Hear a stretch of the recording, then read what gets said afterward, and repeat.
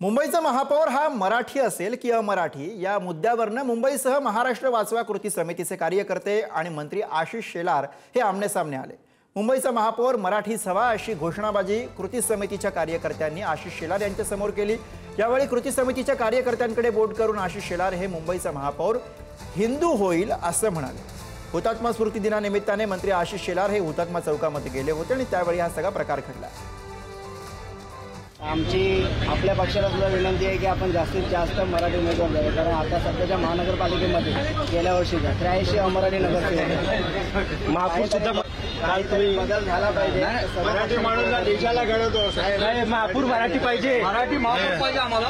पक्ष कोणताही असो मराठीच पाहिजे। मुंबईचा महापौर मराठी माणूस होणार, मुंबईचा महापौर मराठी झालाच पाहिजे।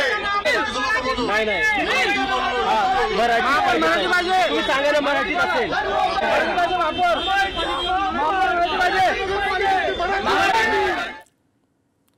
दरम्यान मुंबईसह महाराष्ट्र कृती समितीच्या कार्यकर्त्यांनी या सगळ्या प्रकारावरती काय प्रतिक्रिया दिली बघूयात। विषय तो नव्हता। काल आशिष शेलार साहेबांना आमच्या पत्रकार बांधवांनी प्रश्न विचारला की मुंबईचा महापौर हा मराठी असेल का। त्यांनी सांगितलं की रविवारी हिंदी हा कोणी असेल, हिंदू असेल असं सांगितलं, पण त्यांना ठामपणे सांगता आलं नाही की मुंबईचा महापौर हा मराठी असेल।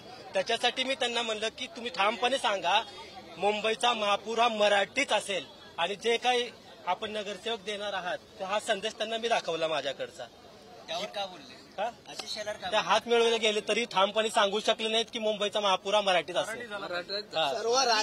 आमची मागणी हेच आहे, मुंबईचा जो कोणी उमेदवार कोणताही पक्ष देत असेल तो फक्त मराठीच असला पाहिजे।